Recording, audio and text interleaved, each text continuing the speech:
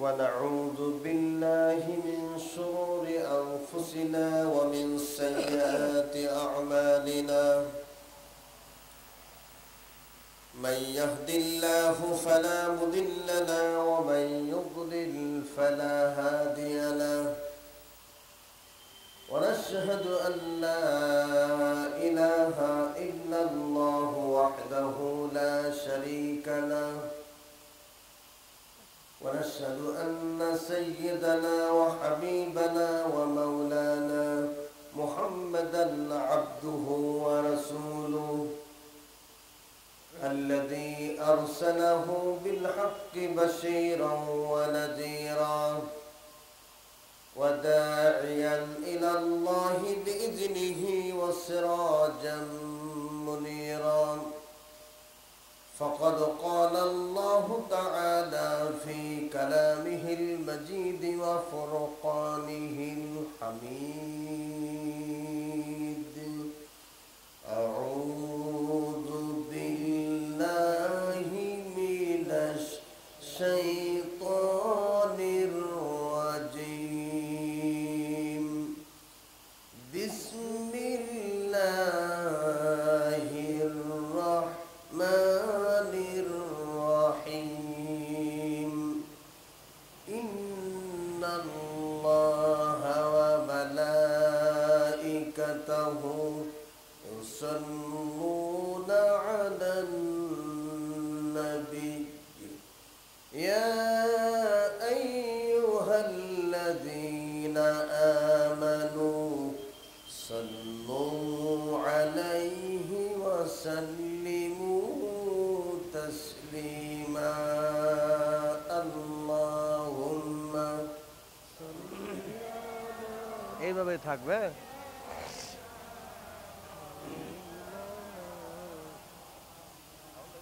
এইভাবে থাকবে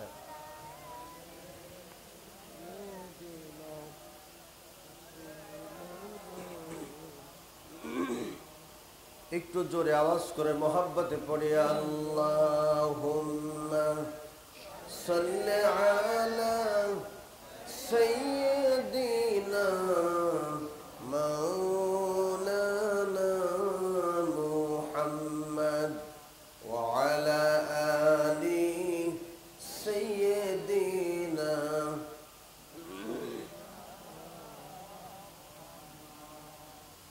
হাজারো ব্যথা বেদনার পরে ফিরে আসনি তুমি আপন ঘরে দিনের আলো তুমি ছড়িয়ে দিতে চলে গেলে মদিনায় মক্কা ছেড়ে হে রাসূল তোমাকে ভুলি আমি কেমন করে হে রাসূল তোমাকে ভুলি আমি কেমন করে আল্লাহুম্মা সাল্লি আলা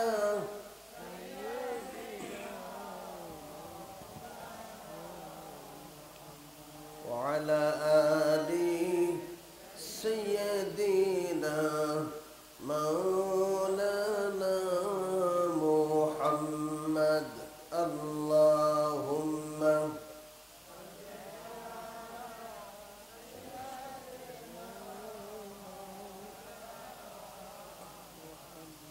وعلى آل سيدنا খে না খে দিন প্রচারের কাজে নিজেকে দিয়েছ বিলিয়ে তাই ফের কাফিরেরা চিহ্ন নাই আলো দুষ্ট ছেলেদের পিছু দিল লেলিয়ে খে না খে দিন প্রচারের কাজে নিজেকে দিয়েছ বিলিয়ে তাই ফের কাফিরেরা চিহ্ন নাই আলো দুষ্টু ছেলেদের পিছু পিছু দিল লেলিয়ে, পাথরের আঘাতে ক্ষত বিক্ষত হয়ে সারা শরীর থেকে রক্ত ঝরে। হে রাসূল, তোমাকে ভুলি আমি কেমন করে। আল্লাহুম্মা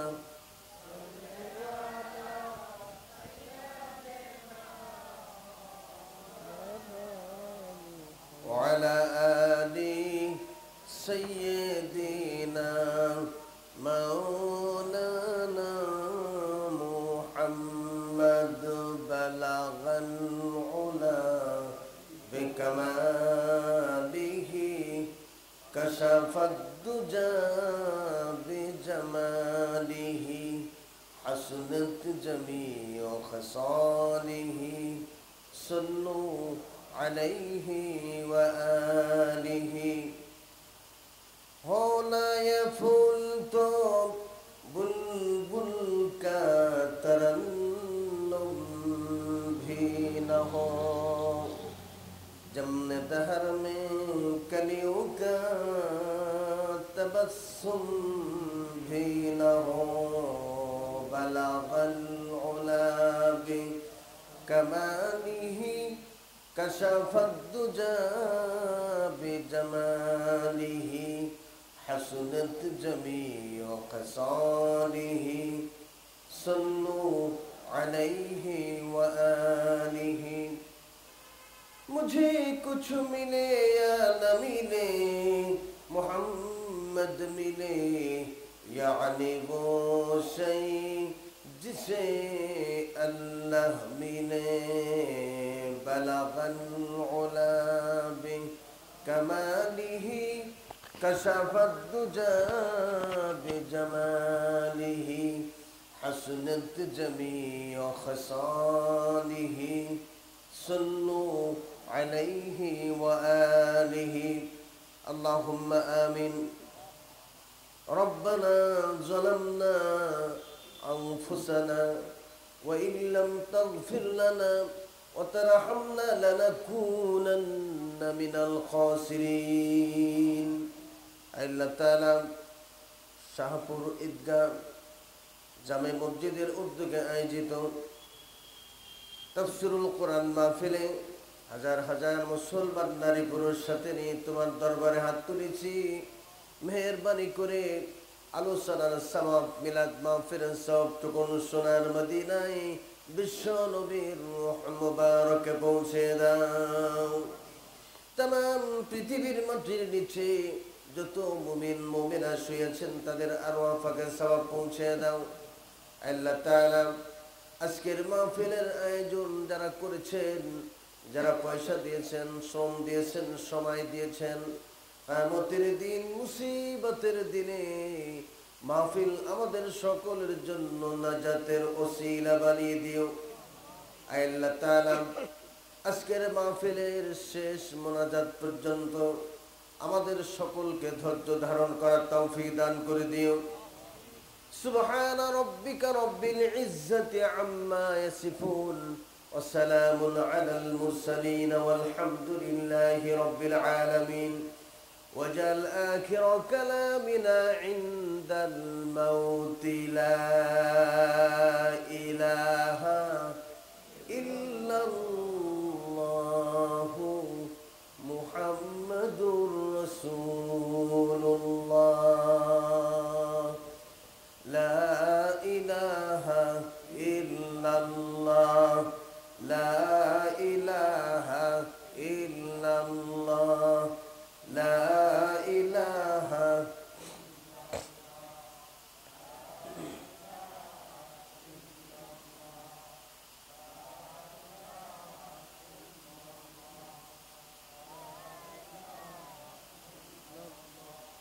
لا إله إلا الله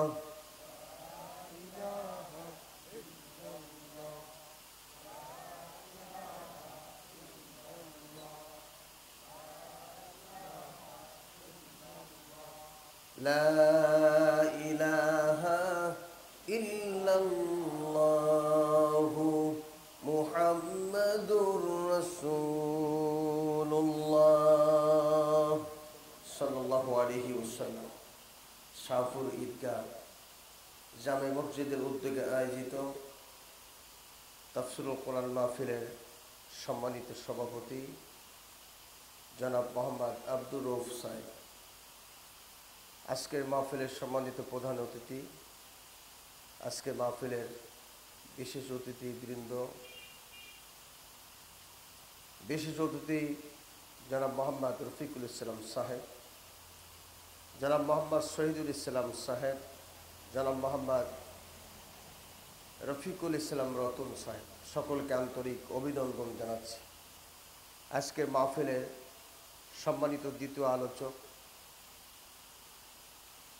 শাহপুর ঈদগাহ মসজিদের সম্মানিত খতিব জনাব হযরত মাওলানা ইমদাদুল হক সাহেব, আজকের তাফসীর মাহফিল বাস্তবায়ন কমিটি, সামিয়ানার নিচে উপবিষ্ট সংগ্রামী কোরআন প্রেমিক ভাই বন্ধুগণ, পর্দার আড়ালে অবস্থানরত মা এবং বোনেরা, সকলের কাছে আন্তরিক সালাম ও শুভেচ্ছা নিবেদন করছি।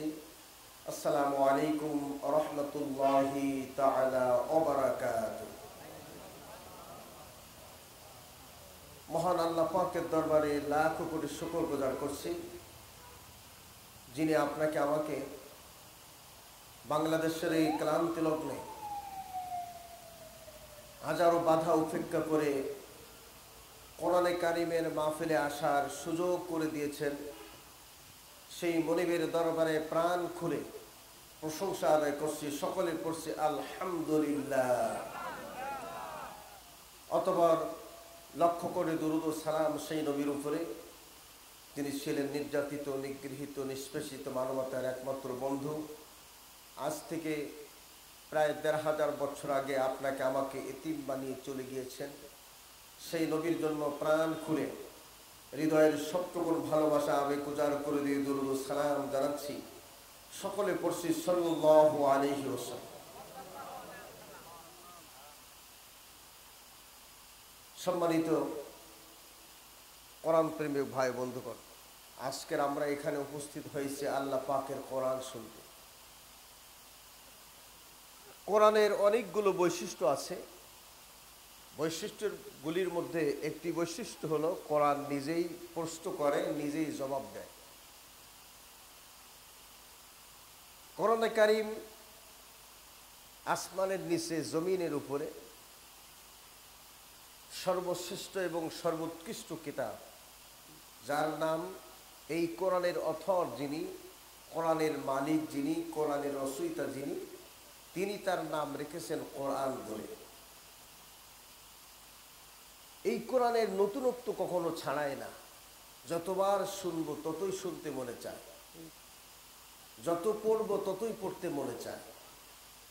আমরা জীবনে কত শিল্পীর গান শুনেছি, একবার, দুইবার, তিনবার, সর্বোচ্চ 5 বার শুনলে পরে আমাদের আর শুনতে মন চায় না। কিন্তু এই কিতাব যতবার আপনি শুনবেন ততবার শুনতে মন চায়, বিতৃষ্ণ হয় না, বিস্মৃত হয় না। এই কিতাব শুনলে পরে মানুষের ঈমানকে আল্লাহ পাক তাজা করে দেন। কোরআনে কারীম তার উল্লেখযোগ্য বৈশিষ্ট্যের মধ্যে একটি বৈশিষ্ট্য হলো নিজেই প্রশ্ন করে, আবার নিজেই জবাব দেয়। আমি প্রশ্ন করছি কিতাবের কাছে, কিতাব তুমি কার কাছ থেকে এসেছো, কার কাছে এসেছো, কি জন্য এসেছো? যত প্রশ্ন করব কিতাব সব প্রশ্নের জবাব। আমার প্রশ্ন করতে দেরি হতে পারে, কোরআন জবাব দিতে একদম দেরি করবেন না। তাহলে আসুন প্রশ্ন উত্তর পর্ব দিয়ে আমরা শুরু করি। আসুন প্রথম প্রশ্ন করি, কিতাব তুমি এসেছো কার কাছ থেকে? আপনারা বলুন, কিতাব কি জবাব দিতে পারবে? সবাই যে বললেন না, কিতাব কি জবাব দিতে পারবে? দেখি প্রশ্ন করি জবাব দিতে পারে কিনা। কোরআনের কাছে প্রশ্ন করছি, ওগো কোরআন তুমি বলো কার কাছ থেকে তুমি এসেছো? কোরআন বলছি, তানজিলাম মিম্মান খালাকাল আরদা ওয়াস সামাওয়াতিল উলা। কোরআন বলছি সুবিশাল জমিন যিনি সৃষ্টি করেছেন, সূর্য আকাশ যিনি সৃষ্টি করেছেন, আমি সেই আল্লাহর পক্ষ থেকে বিশ্ববাসীর জন্য অবতীর্ণ হয়েছি। প্রথম প্রশ্নই কোরআন সাকসেসফুল। এরপর আমি প্রশ্ন করছি, কিতাব বুঝলাম তুমি আল্লাহর পক্ষ থেকে এসেছ, এখন তুমি জবাব দাও কার কাছে তুমি এসেছ। আমার মনে হয় কোরআন এই প্রশ্নের উত্তর দিতে পারবে না। আমি আপনাদের সহযোগিতা কামনা করছি আমার ভাইয়েরা। যদি আমার কথা আপনাদের কর্ণকুহরে পৌঁছায়, আর প্রত্যেকটি মানুষ যদি আমার প্রশ্নের উত্তর দেন, আপনাদের আমলনামায় সওয়াব দিবেন কে? আরো জোরে বলুন কে? তাহলে জবাব দেন, আমার প্রশ্নের উত্তর কোরআন একটা একটা করে দিতে পারবে কি পারবে না? কোরআনের কাছে প্রশ্ন করছি, কোরআন এখন তুমি বলো কার কাছে তুমি এসেছো। কোরআন জবাব দিচ্ছে, ওয়া আমিনু বিমা নুজিলা আলা মুহাম্মাদ ওয়া হুয়াল হাক্কু মির রাব্বিহিম। ঈমান আনো সেই বস্তুর উপরে যা মুহাম্মদ সাল্লাল্লাহু আলাইহি ওয়াসাল্লামের প্রতি অবতীর্ণ হয়েছে। সুবহানাল্লাহ বলবেন। কোরআনের বৈশিষ্ট্য কোরআন প্রকাশ করছি।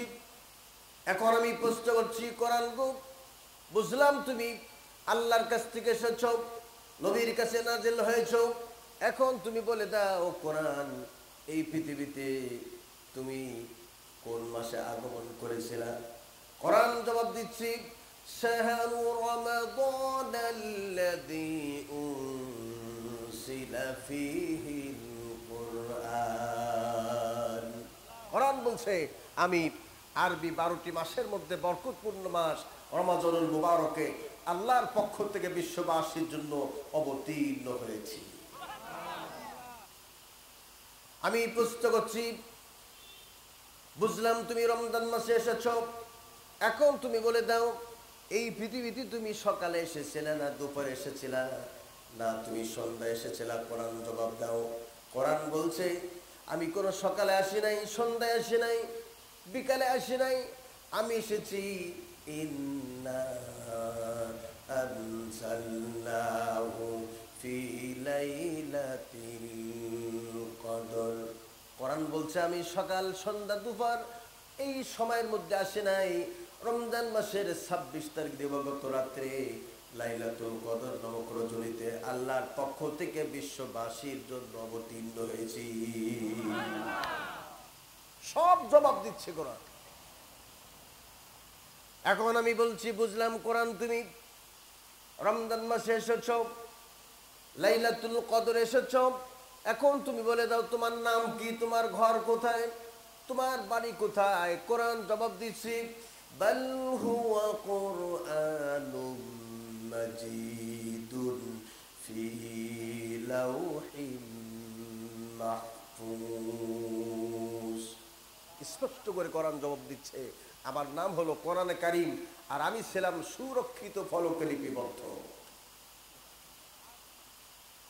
অকোরআন বুঝলাম তুমি সুরক্ষিত ফলকে লিপিবদ্ধ ছিলে, এখন তুমি বলে দাও এই পৃথিবীর তুমি কি জন্য এসেছ।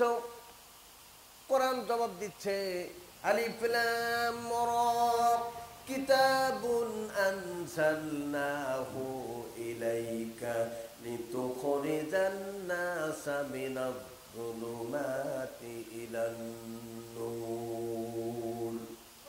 কোরআন বলছি কিতাবুন আনজালনাহু ইলাইকা, আল্লাহ পাক বলছেন হে নবী আমি আপনার কাছে একখানা কিতাব নাজিল করেছি, লিতুখরিজান নাসা মিনাজ-যুলুমাতি ইলান-নূর। আপনার দায়িত্ব হলো অন্ধকারে নিমজ্জিত মানব জাতিকে আলোর দিকে টেনে বের করে নিয়ে আসবেন এই কিতাবের মাধ্যমে। আমার ভাইরা, এখন কোরআনের দায়িত্ব হলো অন্ধকার থেকে মানব জাতিকে আলোর দিকে নিয়ে আসবে। এই অন্ধকারটা আমরা কি মনে করি, এখনই যদি ইলেকট্রিসিটি অফ হয়ে যায়, বিদ্যুৎটা বন্ধ হয়ে যায়, যেমন অন্ধকারে আমরা নিমজ্জিত থাকবো, আল্লাহ মনে হয় ওই অন্ধকারের কথা বলেছেন। অন্ধকারটা হলো এই পৃথিবীতে আল্লাহর হুকুম বাদ দিয়ে মানুষের তৈরি করা যত মতবাদ আছে, মানুষের তৈরি করা যত আইন কানুন আছে, এই আইন কানুনকে আল্লাহ পাক অন্ধকার বলে আখ্যায়িত করেছেন। আমার ভাইরা, অন্ধকার থেকে বাঁচার জন্য আল্লাহ তাআলা আমাদেরকে এই কিতাব দিয়েছেন। আল্লাহ পাক বলেন, ফামান তাবিআ হুদায়া ফালা খাউফুন আলাইহিম ওয়ালা হুম ইয়াহজানুন। যে ব্যক্তি কোরআনের ইত্তেবা করবে তার কোনো ভয় নাই, তার কোনো চিন্তা নাই। ভয় এবং চিন্তা মুক্ত একটি সমাজ, একটি রাষ্ট্র উপহার দিবেন কে? একটু আসতে বলেন কে?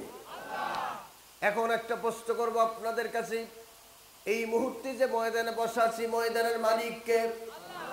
হলো না, আওয়াজটা জোরে হলো না, আমি দুঃখিত। আবারও প্রশ্ন করছি, ময়দানের মালিক কে? জমিনের মালিক কে? আসমানের মালিক কে? হায়াতের মালিক কে? মৌতের মালিক কে? আপনাকে আমাকে রিজিক দান করেন কে? তাহলে এখন ফাইনাল উত্তর দিবেন, তাহলে আইন আর হুকুম চলবে কার?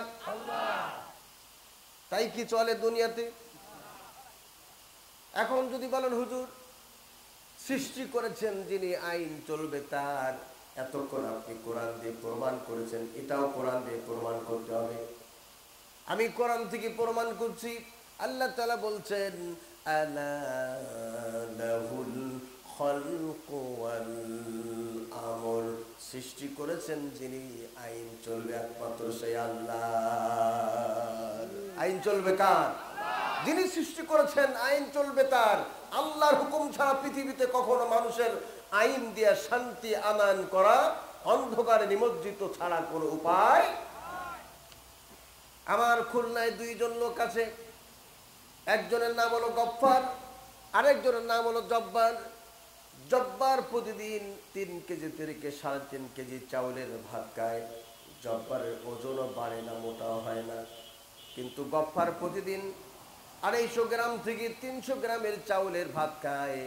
গফফারের ওজন বাড়তে বাড়তে বর্তমান তার ওজন বেড়েছে 5 মণ। তার মানে একজন খায়, তার ওজন বাড়ে না, যে খায় না তার ওজন বাড়ে, তাই তো হইতে পারে। আমার ভাইয়েরা, তাই যদি না হতে পারে তাহলে জবাব দেন, সৃষ্টি করেছেন একজন, আইন চলবে আরেকজনের, তাই কি হইতে পারে? জবাব দেন, সৃষ্টি করেছেন যিনি, আইন চলবে একমাত্র কার? একটু আঙ্গুলটা উঁচু করে চিৎকার মেরে বলি না, সৃষ্টি যার, আইন চলবে। আরো জোরে বলেন, আইন চলবে। সে আল্লাহর হুকুম ছাড়া, আল্লাহর আইন ছাড়া কোনো শান্তি আশা করা যাবে। আমার ভাইরা, এখন অনেকে বলে হুজুর, মঞ্চে ওঠার আগে বলে হুজুর দেশের পরিস্থিতি ভালো না, খবরদার কোনো রাজনৈতিক কথাবার্তা বলবেন না। দেশের অবস্থা ভালো না, খবরদার কোরআন থেকে কথা বলবেন। আমি তাকে বলি, তার উদ্দেশ্যে বলি, তুমি তো দূরের কথা, তোমার 14 গোষ্ঠী কোরআন বোঝে না। বোঝে না বলে যখন বক্তা কথা বলে, তখন তুমি মনে করো ওই বুঝতে রাজনীতি শুরু করে দিয়েছে। আমার ভাইরা, আল্লাহ রাব্বুল আলামিন এই কিতাবের মধ্যে সব কিছু আমাদেরকে জানিয়ে দিয়েছেন। আল্লাহ তাআলা বলেন, ওয়ানাজ্জালনা আলাইকাল কিতাবা তিবয়ানান লিকুল্লি শাই ওয়া হুদান ওয়া রাহমাতান ওয়া বুশরা লিল মুসলিমিন। আল্লাহু আকবার বলেন। আল্লাহ বলছেন, শুধু রাজনীতি কেন, অর্থনীতি কেন, সমাজনীতি কেন, পৌরনীতি কেন, শিক্ষানীতি কেন, বন্টন নীতি কেন, সমস্ত নীতিমালার নীতি গ্রন্থের নাম হলো কোরআন। তিবিয়ানান লিকুল্লি শাই। কোরআন বলছেন আল্লাহ পাক আমার সেনার মধ্যে একটা একটা করে সবকিছু সন্নিবেশিত করে দিয়েছে। তোমার কথা চলবে, আমার কথা চলবে না, এই কথা তোমাকে কে বলেছে? স্বাধীন রাষ্ট্রে স্বাধীন কথা, স্বাধীন রাষ্ট্রে স্বাধীন বক্তব্য চলবে। তোমার কথা চলবে, আমার কথা চলবে না, এরকম অপকর্ম বাংলার জমিনে চলবে না। সুতরাং তুমি বক্তব্য দিতে পারবে তোমার নেতার পক্ষে, তোমার নেত্রীর পক্ষে। আমি আমার নেতার নেত্রীর পক্ষে কোনো বক্তব্য দেব না, আমি বক্তব্য দেব আল্লাহর কোরআন থেকে। তবে হ্যাঁ, কোরআনের সঠিক কথাগুলি শুনলে পরে মুনাফিকদের গায়ের মধ্যে একটু জ্বালা পোড়া হবে। এটা আজকের নতুন কোনো কথা নয়।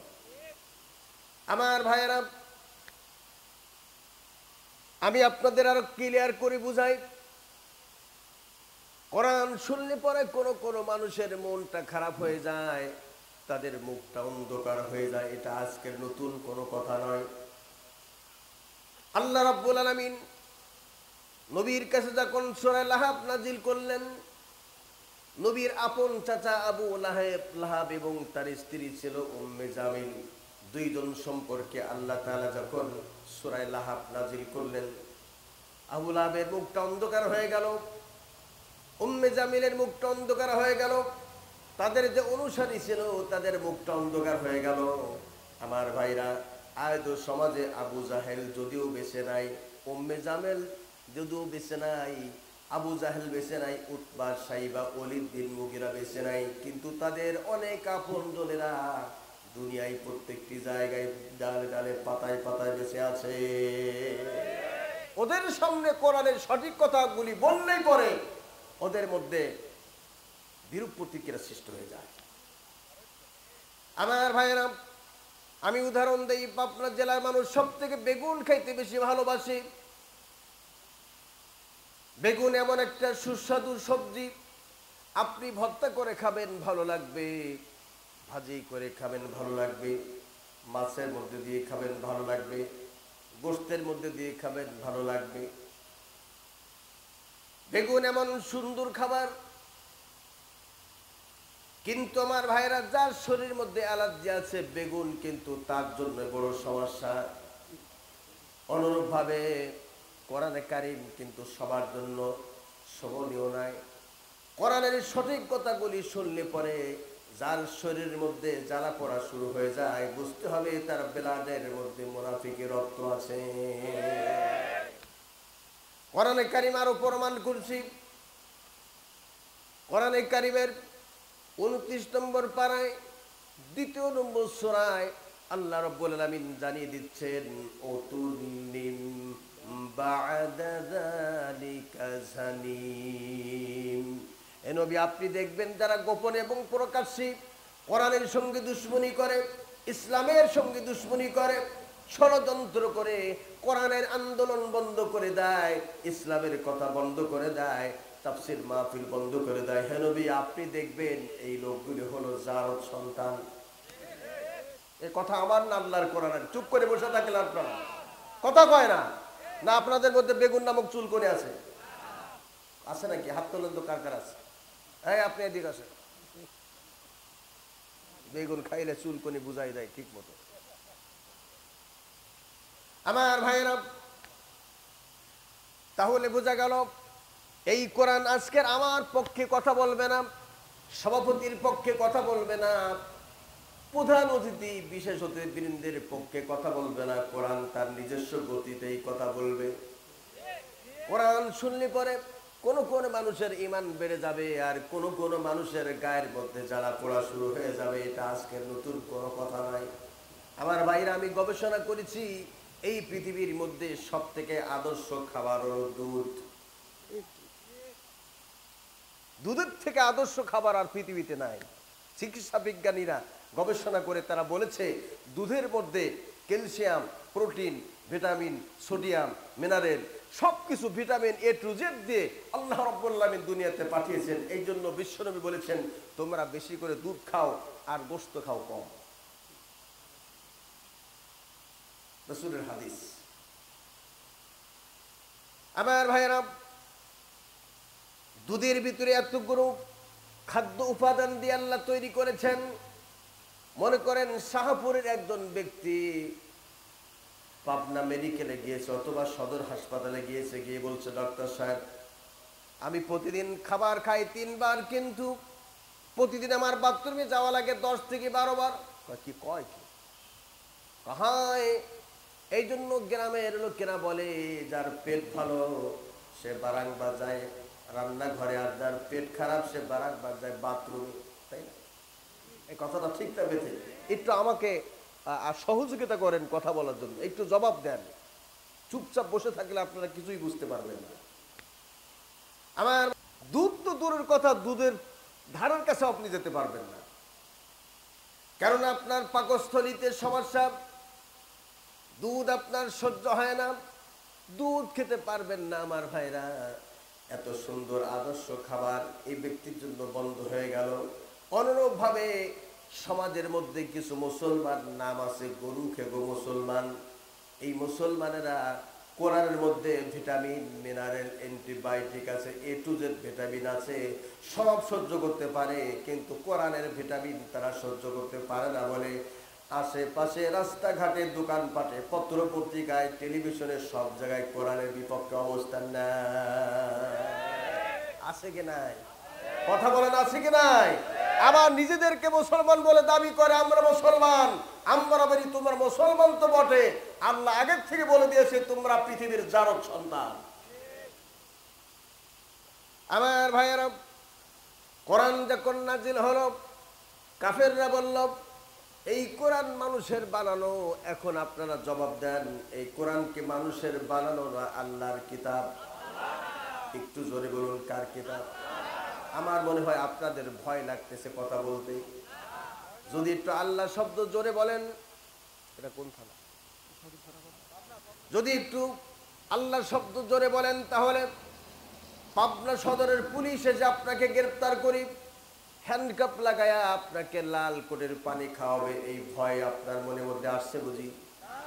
আমার ভাইরা, আমরা তো সেই মুসলমান বাসর ঘরে নববধূ রেখে ইসলাম জিন্দার জন্য যুদ্ধের ময়দানে আমরা ঝাঁপিয়ে পড়িস। আমরা সেই মুসলমান। 5 প্লাটুন পুলিশ যদি আমাদের জন্য আসে, আর যদি বলে কোরআনের মাহফিলে শ্রোতা এবং বক্তা কেন স্লোগান দিল, ওদেরকে ধরো, হাতে হ্যান্ডকাপ লাগাও। আমাদেরকে যদি হাতে হ্যান্ডকাপ লাগায় থানায় রাখে সারা রাত, আগামীকাল যদি আমাদের জেলখানায় পাঠিয়ে দেয়, এবং যদি বলে কোরআনের সপক্ষে কথা বলার কারণে প্রত্যেকটা লোকের ফাঁসি হবে, আমরা সেই মুসলমান ফাঁসির কাষ্টে ঝুলতে রাজি আছি, কিন্তু আল্লাহর কোরআনের কথা আমরা আস্তে বলতে রাজি নই। কারা কারা? তারাই শুধু 2 হাত উঁচু করে দেখায়।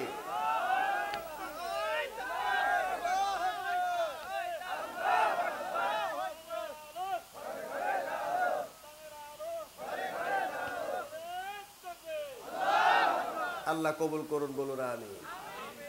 আমার মুসলমান ভাইরা, এখন একটা প্রশ্ন করছি, সকল ক্ষমতার মালিক কে? হলো না, আরো জোরে বলেন, সকল ক্ষমতার মালিক কে? আল্লাহ তাআলা বলেন, আমি কাউকে ক্ষমতা দেই, আবার কারোর কাছ থেকে ক্ষমতা কেড়ে নিয়ে ছিদ্র বাসন দিয়ে 3 রাস্তার মাথা আমি আল্লাহ বসায় দিতে পারি। قل اللهم مالك الملك تؤتي الملك من تشاء وتنزع الملك ممن تشاء وتعز من تشاء وتذل من تشاء بيدك الخير إنك على كل شيء قدير। আল্লাহ তাআলা বলেন, আমি যাকে খুশি তাকে ক্ষমতা দেই, আর যাকে খুশি তার কাছ থেকে ক্ষমতা কেড়ে নিয়ে ছিদ্র বাসন দেয়া 3 রাস্তার মাথায় আমি আল্লাহ বসায় দিতে পারি। এ ক্ষমতা আল্লাহর আছে কি নাই? আমার মনে হয় বর্তমান পৃথিবীতে যে অবস্থা চলছে, তাতে আল্লাহর ক্ষমতা আগের থেকে অনেকটা খর্ব হয়েছে, কিছুটা কমে গেছে। বেশি রাত হলে যেমন আমাদের ঘুম আসে, আল্লাহ ঘুম পড়ে। কি কন? পিছন লোকরা মনে ভাবছেন যে আল্লাহ না ঘুমায়া পারেন কি করে? আল্লাহ কি ঘুমান? কোরআন প্রমাণ করছি, আল্লাহু লা ইলাহা ইল্লা হুয়াল হাইয়ুল কাইয়্যুম লা তাখুযুহু সিনাতুন ওয়ালা নাওম। আল্লাহ হলেন তিনি ছাড়া কোনো ইলাহ নাই, উপাস্য নাই, আইনদাতা নাই, বিধানদাতা নাই। ঘুম তো দূরের কথা, কোন তন্দ্রাও যাকে স্পর্শ করতে পারেন না। আঙ্গুলখানা উঁচু করে বলেন, তিনি কে? আরো আসতে বলেন, তিনি কে? তিনি আগেও যেমন ছিলেন, এখন যেমন আছেন, ভবিষ্যতেও। হাত নামান, তিনি আমাদের আল্লাহ। আল্লাহ পাক বলেন, বান্দা বান্দিরে তোমরা যেটা প্রকাশ করো এবং যেটা গোপন করো আমি আল্লাহ সব কিছু তা জানি। লিল্লাহি মা ফিস সামাওয়াতি ওয়া মা ফিল আরদ ওয়া ইন তুবদু মা ফি আনফুসিকুম আও তুখফুহু ইউহাসিবুকুম বিহিল্লাহ।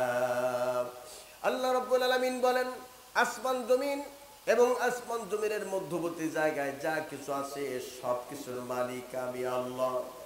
তোমরা যেটা গোপন করো এবং যেটা প্রকাশ করো সব কিছুর হিসাব আমি আল্লাহ আমার হাতের মুঠার ভিতরে। এই জন্য বান্দা তোমরা যা কিছু করেছ আজকের আমি সব কিছু বের করে দিচ্ছি। দেখো না তোমরা চাইয়া একটা খবর মাধ্যমে, সংস্থার মাধ্যমে তোমাদের সকল অপকর্ম আমি আল্লাহ বিশ্ববাসীর কাছে ওপেন করে দিয়েছি। জোরে বলেন ঠিক কিনা? আল্লাহ তাআলা বলেন, তোমরা কি দেখো না তোমাদের চোখের সামনে টেলিভিশন, পত্র পত্রিকা, ফেসবুক, ইন্টারনেট সব জায়গায় তোমরা দেখতে পাচ্ছ যা কিছু করেছো সব কিছু আল জাজিরার মাধ্যমে আমি আল্লাহ তামাম পৃথিবীর মানুষকে জানিয়ে দিয়েছি। তোমরা কি গোপনে রাত্রে ষড়যন্ত্র করো আমি আল্লাহ পাক সব কিছু বের করে দিয়েছি। আল্লাহ বলেন, তোমরা করো ষড়যন্ত্র, আমি আল্লাহ করো ষড়যন্ত্র বুঝি না। একটু জিকির করেন সুবহানাল্লাহ। ভাই একটু কানে আওয়াজ দাও তো, কানে, আমার কানে একটু আওয়াজ দাও।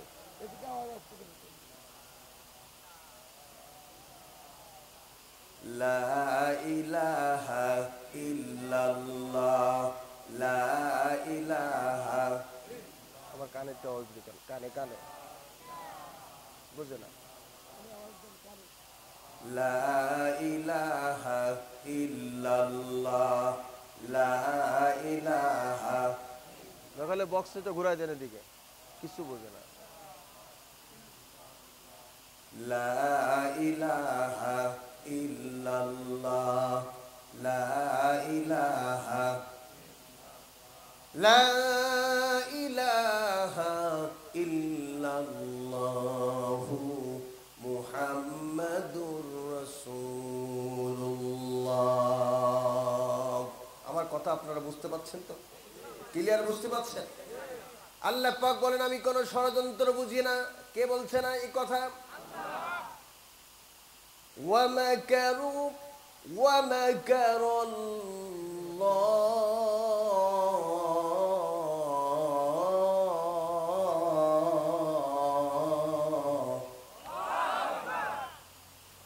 ওয়া মাকারু ওয়া মাকারাল্লাহু ওয়াল্লাহু খায়রুল মাকিরিন।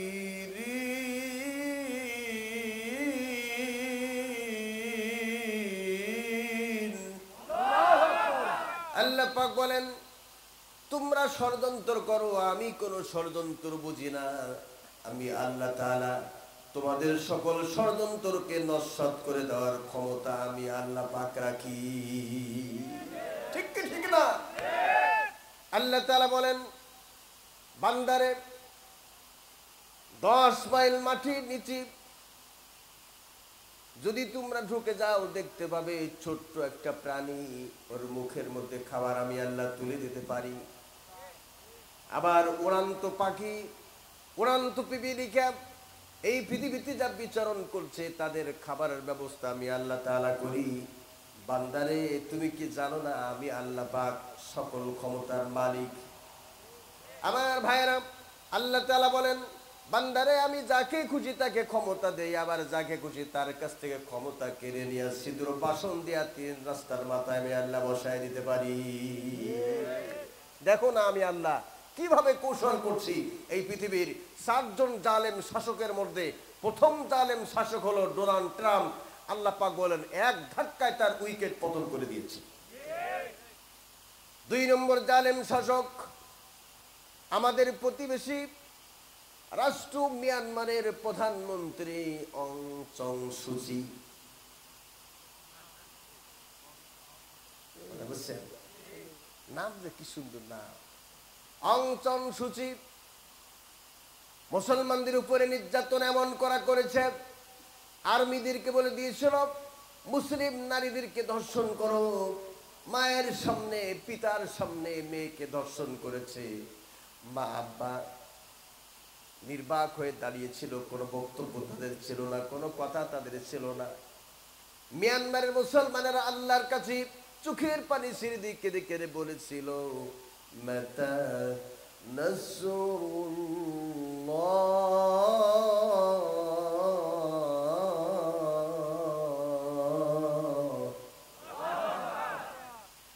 মাতা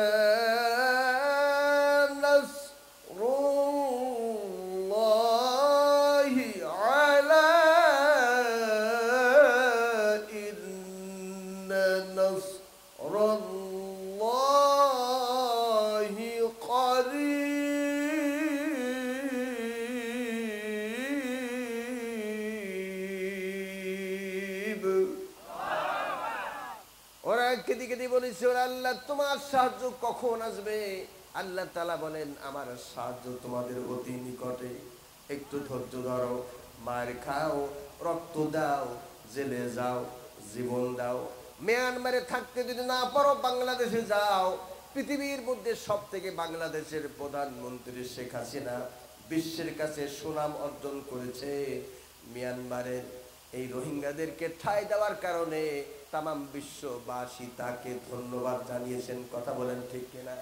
আমার ভাইয়েরা, আমার বন্ধুরা, এখন মিয়ানমারের মুসলমানেরা তাদেরকে ঘর পুড়িয়ে দিল, বাড়ি পুড়িয়ে দিল, মসজিদ পোড়ায় দিল, মাদ্রাসা পোড়ায় দিল, তাদেরকে হত্যা করে, তাদেরকে ধর্ষণ করে আগুনে পোড়ায় আর নাপ নদীতে যখন ফেলতে লাগলো, আল্লাহ তাআলা বলেন, মিয়ানমারের মানুষের আর্তনাদ আমি আল্লাহ রাব্বুল আলামিন কবুল করে নিয়েছি বলে আজ পৃথিবীর দ্বিতীয় জালেম শাসক অং সান সূচিকে আমি আল্লাহ ক্ষমতা কেড়ে নিয়ে আমি আল্লাহ জেলখানার মধ্যে তাকে বন্দি করে রেখে দিয়েছি।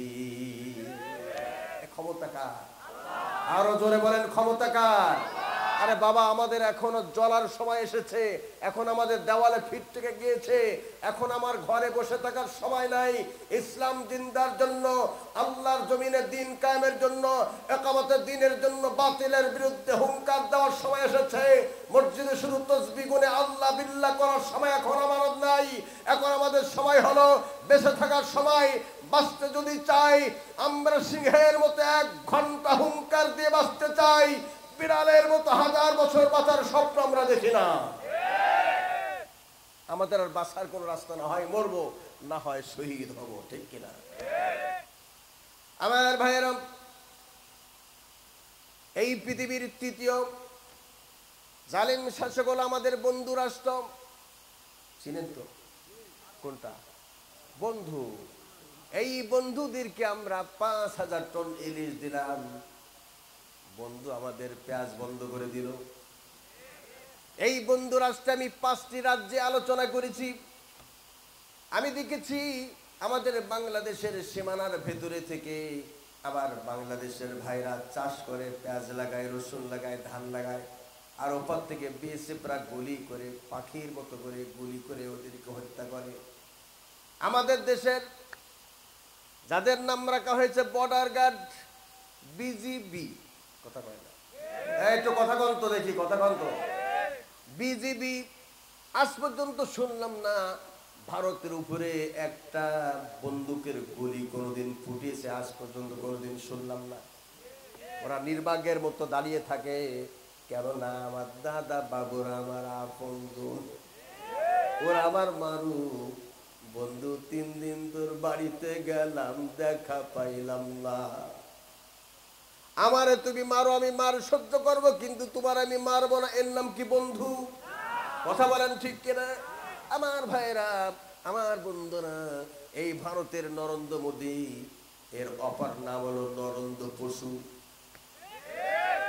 ঠিক কি ঠিক না? আরো জোরে বলেন, ঠিক কি ঠিক না? আমার সোনার ভাইরা, গতানুগতিক আলোচনা আমি কখনো করি না, কারণ বর্তমান প্রেক্ষাপট যা চলছে তা নিয়ে কথা বলতে হবে। আল্লাহ তাআলা কোরআন নাযিল করেছেন, যখন যেটা দরকার তখন সেইটা নাযিল করেছেন। অমাবস্যার সময় পূর্ণিমার আয়াত আল্লাহ নাযিল করেন নাই, পূর্ণিমার সময় অমাবস্যা রাত আল্লাহ নাজিল করেন নাই। জিহাদ যখন হবে, জিহাদের প্রাক্কালে আল্লাহ জিহাদের আয়াত নাজিল করেছেন। কথা কয় না আমার ভাইরা? এখন আমার ভাইরা, এখন যদি শুধু বলেন হুজুর কবরে রজ করেন, আমি কবরে রজ করতে গেলেও ধরা খেয়ে যাবেন। আপনাদের পাবনা জালালপুর নতুন পাড়া গোরস্থানে আমার দাওয়াত দিয়েছে। আমাকে বলল হুজুর মেহেরবানি করে আপনি কবর থেকে আলোচনা করেন, যেহেতু এটা গোরস্থানের জালসা। আমি তখন শুরু করলাম, মিনহা খলাকনাকুম ওয়া ফিহা নুঈদুকুম ওয়া মিনহা নুখরিজুকুম তারাতান উখরা। এই মাটিতে জন্ম তোমার, এই মাটিতে মরণ, এই কথাটি মানুষ তোমার হয় নাকি স্মরণ? ও মানুষ হয় নাকি স্মরণ?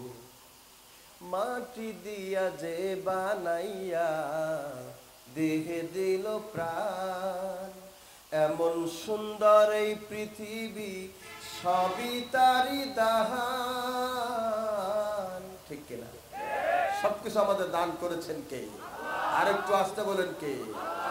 মাটি দিয়া যে বানাইয়া দেহে দিল প্রাণ, এমন সুন্দর এই পৃথিবী সবই তারি দান।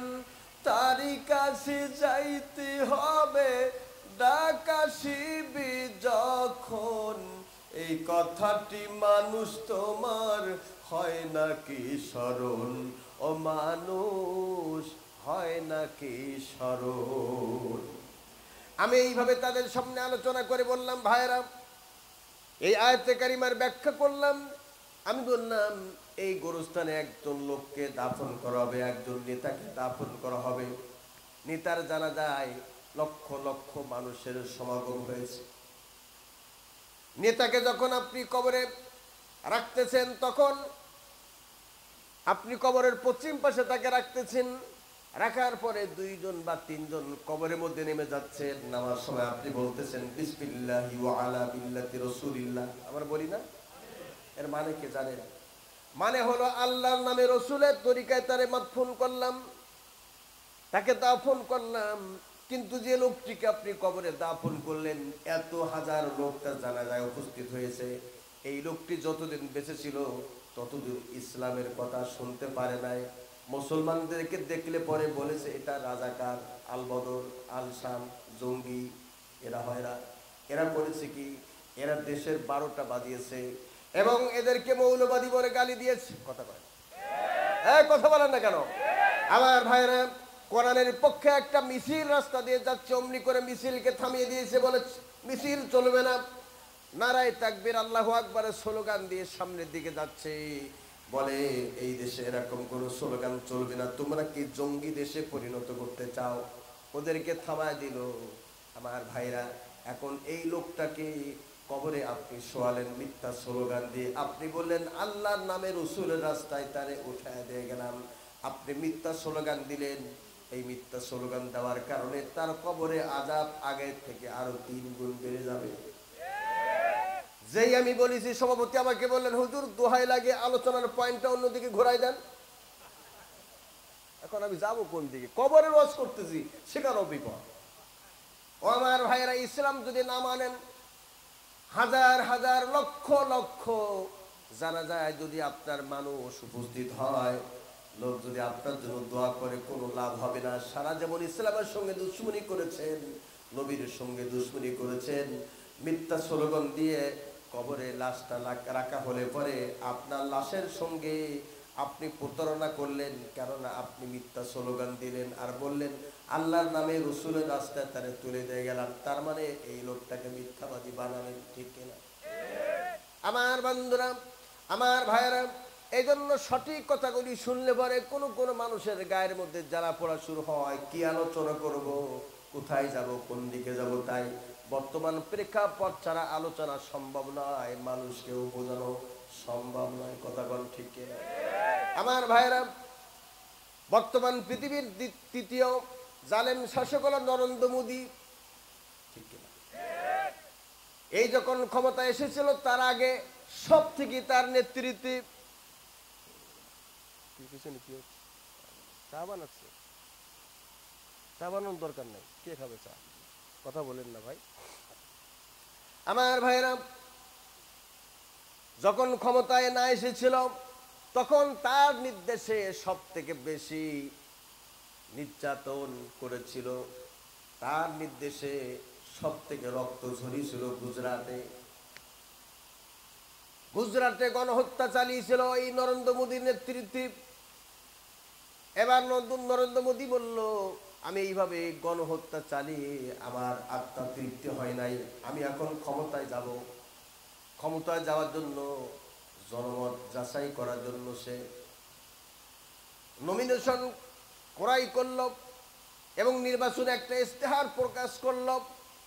যেমন আমার দেশের প্রধানমন্ত্রী তিনি বলেছিলেন, নির্বাচনী ইশতেহারে উল্লেখ করেছিলেন, আমার দেশবাসী আপনারা যদি আমাকে ভোট দেন, আমি যদি ক্ষমতায় যেতে পারি, আর একবার ক্ষমতায় গেলে পরে আমার দায়িত্ব হবে আমি কোরআন সুন্নাহ বিরোধী কোনো আইন পাশ করব না। কথা কি সত্য না মিথ্যা? বাংলাদেশের প্রধানমন্ত্রী এই সুন্দর একটা ইশতেহার তিনি প্রকাশ করেছিলেন, কিন্তু এটা আসলে বাস্তবে পরিণত হয়েছে কি হয় নাই সেটা আপনারা জানেন। আমি আর এটা বলে ঘোলা পানি, আমি আর ঘোলা করতে চাই না। আমার ভাইয়েরা, ভারতের নরেন্দ্র মোদী সে নির্বাচনী ইশতেহারে উল্লেখ করেছিল, আমার দেশের ভাইরা যদি আপনারা আমাকে ভোট দেন, আমি যদি ক্ষমতায় যেতে পারি, তাহলে আমি সর্বপ্রথম যে কাজ করব, আমি বাবরি মসজিদ ভেঙে সেখানে শিব মন্দির বানাবো। আমার ভাইয়েরা, তাম বিশ্বের মানুষ দেখেছে নরেন্দ্র মোদী ক্ষমতায় আসার সঙ্গে সঙ্গে প্রথম কাজ করেছে ভারতের বাবরি মসজিদ ভেঙে সেখানে শিব মন্দির বানিয়েছে। আমার ভাইরা, বানানোর সমস্ত যন্ত্রপাতি হাজির হয়ে গিয়েছে আমার বন্ধুরা। আর নরেন্দ্র মোদী নির্দেশ দিয়েছে, এই ভারতে যত মুসলমান আছে তাদের উপরে নির্যাতন করো। ভারত শাসিত কাশ্মীরের উপরে এমন নির্যাতন করলো, ওই দেশে যত মহিলা ছিল সেনাবাহিনীদেরকে বলা হলো মহিলাদেরকে ধর্ষণ করো, ধর্ষণ করে ওদের পেটে তোমাদের বাচ্চা ঢুকাও, আর যদি বাচ্চা হয় ওটা জারদ বাচ্চা হবে। আর এটা জানা আছে, জারদ সন্তান যদি হয় সদা সর্বদা ইসলামের বিপক্ষে তার বক্তব্য, লেখনী, তার চলন ফেরন, চাল চলন সবকিছু ইসলামের বিপক্ষে হয়। আমার বন্ধুরা, কাশ্মীরের ওই মায়েরা আকাশের দিকে হাত তুলে বলে, রব্বুল আলামিন, আমরা তো এখন নির্যাতনের শিকার, আমাদের পাশে দাঁড়ানোর মতো তুমি ছাড়া আর কেউ নাই। আল্লাহ গো, তুমি আমাদেরকে দুনিয়া থেকে হয়তো বিদায় করে দাও, তা না হলে পরে জালেম শাসকের অত্যাচারে আমরা গর্ভবতী হচ্ছি। আল্লাহ তাআলা, তুমি আমাদেরকে বাঁচাও। এরপর ওই মহিলারা ডেকে ডেকে বলল, এই মুসলমান ভাইরা, তোমরা যদি আমাদেরকে সাহায্য করতে না পারো, আমাদের পাশে দাঁড়াতে না পারো, অন্তত আমাদের জন্য একটা জন্ম নিয়ন্ত্রণ ট্যাবলেট কিনে দাও, যাতে করে কাফের সন্তান আমাদের পেটে প্রবেশ না করতে পারে। কি আফসোস করেছে তারা, আফসোস করছে সদা সর্বদা। এমন অবস্থায় 7 বছরের একটা ছোট্ট বাচ্চা দাঁড়িয়েছি, সেনাবাহিনী ওই বাচ্চার দিকে বন্দুকের নলটা খাড়া করেছে, বন্দুকের নল খাড়া করে বাচ্চার দিকে গুলি ছুটবে। এমন সময় বাচ্চা বলছে, শোনো, তুমি কি আমাকে বন্দুকের নল দিয়ে ভয় দেখাচ্ছ? তুমি কি জানো না, আমার আব্বা এই দেশে স্বাধীনতার জন্য, ইসলামের জন্য, কালিমার জন্য, কোরআনের জন্য আমার আব্বা শহীদ হয়েছে, আমার মাও শহীদ হয়েছে। এখন আমি একা, আমার কেউ নাই। তবে তুমি আমার বুকের উপরে গুলি চালালেও তুমি মনে করো না আমি ভয় করব। আমার জীবন চলে গেলেও আমি বাতিলের সামনে মাথা নত করতে জানি না। 7 বছরের বাচ্চা, ছোট্ট বাচ্চা, তার স্প্রিয়া দেখেন, ইমানের জজ্বা কতটুকু। আমার মুসলমান ভাইরা, কথা মনে রাখবেন, বিশ্বনবী জনাবে মুহাম্মদ রাসূলুল্লাহ সাল্লাল্লাহু আলাইহি সাল্লামের প্রিয় সাহাবী হযরতে সাদ বিন আবি ওয়াক্কাস রাদিয়াল্লাহু তাআলা আনহু ইসলামের দাওয়াত নিয়ে আফ্রিকার ভূখণ্ডে যাচ্ছেন। তিনি সাথে ৬০,০০০ বাহিনী, ৬০,০০০ বাহিনী নিয়ে আফ্রিকার ভূখণ্ডে ইসলামের পতাকা উড়াবার জন্য তিনি যাচ্ছেন, দাওয়াত দিতে যাচ্ছেন। বুখারী মুসলিম প্রমাণ করেছে হযরতে সাদ বিন আবি ওয়াক্কাস ৬০,০০০ বাহিনী নিয়ে পারস্যের মহারাজনগর অবরোধ করলেন, তাঁবু গাড়লেন। সেখানে সাথীদেরকে বললেন, সাথী ভাইরা, তোমরা কি ইসলামের দাওয়াত এখানেই ইতি করতে চাও না দরিয়া পার করে ওপারে পৌঁছায় দিতে চাও? সাথীরা বললেন, ও আমাদের আমির, আমরা তো নবীর সাহাবী, আমরা মায়ের খাওয়ার জাতি, আমরা জেলে যাওয়ার জাতি, আমরা রক্ত দেওয়ার জাতি, আমরা কেন ভয় পাবো? আপনি আমাদেরকে যেদিকে নির্দেশ দিবেন আমরা সেদিকে যাব। আপনি বললেই পরে আমরা দরিয়া ঝাঁপিয়ে ওপার চলে যাব। হযরতে সাদ বললেন, আমি লক্ষ্য করছি দরিয়ায় কোনো নৌকা নাই, কোনো খাওয়া নাই, পার হওয়ার মতো কিছুই নাই। আর দরিয়ার মধ্যে রয়েছে প্রচন্ড স্রোত, স্রোতের মধ্যে নামলে তোমাদের অন্যদিকে ভাসিয়ে নিয়ে যাবে। তারপরও সাদ যখন দেখলেন তার সাথী ভাইরা সবাই ইমানি জজবা, সবার মধ্যে তাওহীদের জজবা, তাদের মধ্যে ইমানি বলে বলিয়ানটা অত্যন্ত বেশি, এই জন্য হযরতে সাদ বললেন, আমার সঙ্গে পড়ে নাও, নাস্তাঈনু বিল্লাহি ওয়া নাতাওয়াক্কালু আলাইহি হাসবুনাল্লাহু ওয়া নি'মাল ওয়াকিল নি'মাল মাওলা ওয়া নি'মান নাসীর। আমার সঙ্গে পড়ে নাও আর দরিয়ায় ঝাঁপিয়ে পড়ো। দরিয়া তখন ছিল প্রচন্ড স্রোত, আরেক দিক দিয়ে ছিল রাত। একে হলো রাত ছিল, আরেকটা হলো নদীর অন্ধকার, দরিয়ার অন্ধকার। এই দরিয়ার অন্ধকারের মধ্যে ৬০,০০০ বাহিনী কালেমার দাওয়াতের জন্য নামিয়ে পড়লেন, সকলে ঝাঁপিয়ে পড়লেন সাদের নেতৃত্বে। আমার ভাইরা, তাতে বোঝা গেল ইসলাম প্রতিষ্ঠার জন্য, ইসলাম জিন্দার জন্য মুসলমানরা কোনো বাতিলকে ভয় পায় না। যতই ঝড় তুফান আর টর্নেডো আসে না কেন, প্রত্যেকটার মাথার উপর দিয়ে ঝাঁপিয়ে তারা ইসলামের দাওয়াতকে তারা দাওয়াতকে চালু রাখে, এই প্রচলনকে অব্যাহত রাখে। জোরে বলুন ঠিক কিনা? আমার ভাইরা আমাদেরকে থামাতে চায়, ভয় দেখিতে চায়, আমাদেরকে বলা হয় বেশি বাড়াবাড়ি করলে কিন্তু ঘাড় মটকায় দিব। আমরা বলি আমরা সেই মুসলমান, ঘাড় মটকায় দিলেও আমরা দিনের দাওয়াত দিব, আমরা কারোর ঘাড় মটকানোর ভয় পাই না।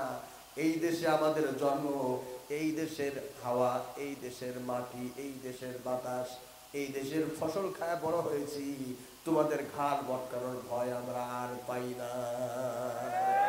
জোরে বলেন ঠিক কিনা? না গো না গো না, আর তো সইব না, বুড়ি গঙ্গায় ভাসিয়ে দিলেও তবুও থামবো না। না গো না গো না, আর তো সইব না, বুড়ি গঙ্গায় ভাসিয়ে দিলেও তবুও থামবো না। ঠিক কিনা? আমাদেরকে ভয় দেখাও, বেশি কথা বললে ঘাড় মটকা দিব। আল্লাহ তাআলা বলেন, এ আমার বান্দাবাদী, তোমরা যদি সীসা ঢালা প্রাচীর মতো ঐক্যবদ্ধ থাকো, তোমাদের ঘাড় মটকাতে পারবে না, বরঞ্চ উল্টে ওরা ঘাড় মটকানো খাবে। আমাদেরকে ভয় দেখাও। মনে করেছ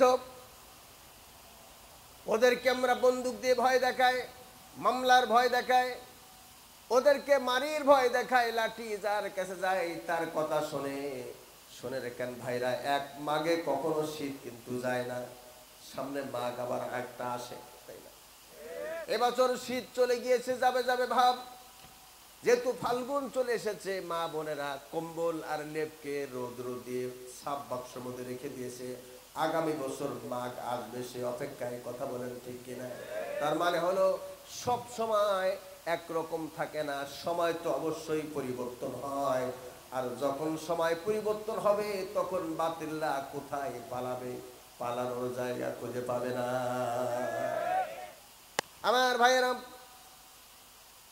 আমি আবুল বাশার এখান থেকে 1 ঘন্টা আগে মসজিদ কমিটির সভাপতি সাহেবের বাড়িতে বিশ্রাম নিচ্ছিলাম। আমার সঙ্গে তেমন বেশি কোনো লোক ছিল না, 1 জন 2 জন লোক কথা বলছিল। আমি স্বাভাবিক একটা মানুষ, টুপি মাথায় দিয়েছি, চশমা চোখে দিয়েছি। মঞ্চে এসে যখন আমি প্রধান বক্তার চেয়ারে বসেছি, তখন আমার গাটা কিন্তু গরম হয়ে গেছে। কথা কয় না? আমার 1.5 ঘন্টা সময় দিয়েছে কর্তৃপক্ষ। হুজুর 1.5 ঘন্টা সময়ের ভিতরে আপনার বক্তব্য শেষ করবেন, আরেকজন বক্তা ওয়াজ করবে, মানে আর কেউ নাই, আমি উদাহরণ দিয়েছি। 1.5 ঘন্টা সময় দিলাম, 1.5 ঘন্টার ভিতরে আপনার বক্তব্য শেষ করবেন, আরেকজন বক্তা এসে বক্তৃতা দিবে।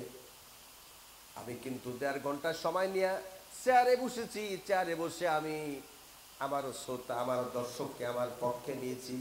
1.5 ঘন্টার জায়গায় 2 ঘন্টা পার করেছি, 2 ঘন্টার জায়গায় 3 ঘন্টা পার করেছি, 3 ঘন্টার জায়গায় 4 ঘন্টা পার করেছি, 4 ঘন্টার জায়গায় আমি 6 ঘন্টা পার করেছি। সর্বশেষ ঘোষণা দিলাম, একবার যেহেতু আমি চেয়ারে বলছি, আমি কিন্তু আর চেয়ার ছাড়বো না। কারণ হলো এইটা, এই চেয়ারে যে ব্যক্তি বসে, চেয়ারের মজায় তারে পাগল বানায় ফেলে। কথা বলেন ঠিক কি ঠিক না? আমি চেয়ারকে ছাড়তে চাইলেও চেয়ার কিন্তু আমারে ছাড়বে না। কেননা আমার মনে আছে, গত বছর আমি গিয়েছিলাম ভোলাতে।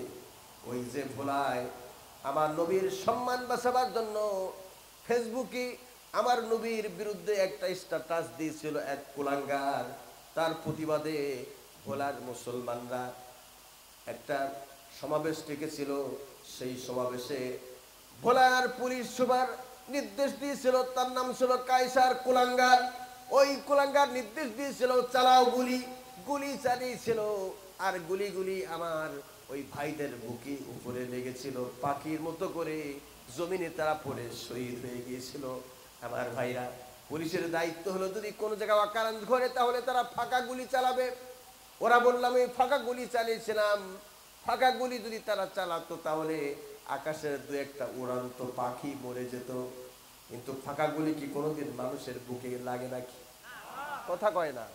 তার মানে ফাঁকা গুলি না, এটা পরিকল্পিত হত্যা। কথা বলেন ঠিক কিনা? আমার ভাইরা, এরকম হত্যা করে কত মায়ের বুক খালি করেছে, কত বাপের কোল খালি করেছে।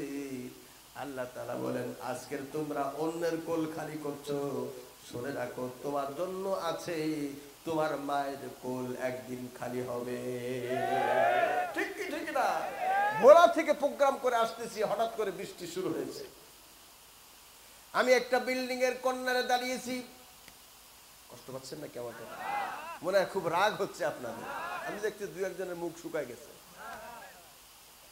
অসুবিধা হচ্ছে? হ্যাঁ, অসুবিধা হচ্ছে।